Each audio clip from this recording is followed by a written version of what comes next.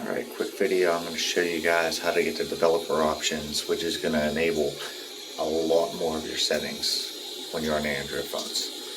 Alright, so starting out, we're going to go to settings, and it's going to be different for everybody, but probably in system. Mine's already enabled, but if it wasn't there yet, you could go about phone.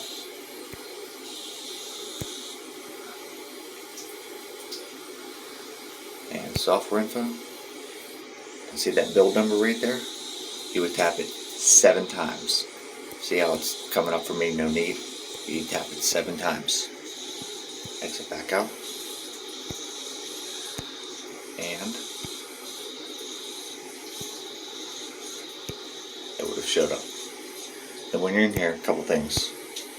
Number one, use the USB debugging. Most of the time you're going to be in here. That's why. A couple others that'll help you out. Disable absolute volume for Bluetooth.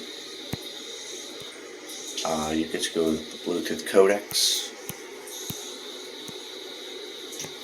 You could actually show touches, which is kind of neat because you could probably see what I'm touching right now on my screen.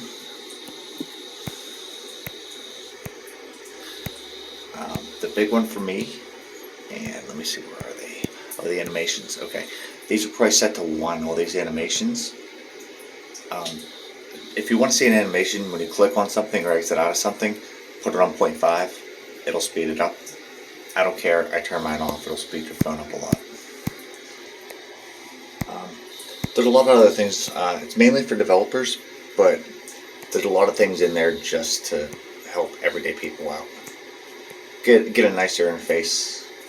If you don't know what something is, though, don't screw with it. Look it up, or this isn't something like that you can just play with suddenly. You got to know what the setting does before you enable it or disable it. So if you have any questions, feel free to give me a message.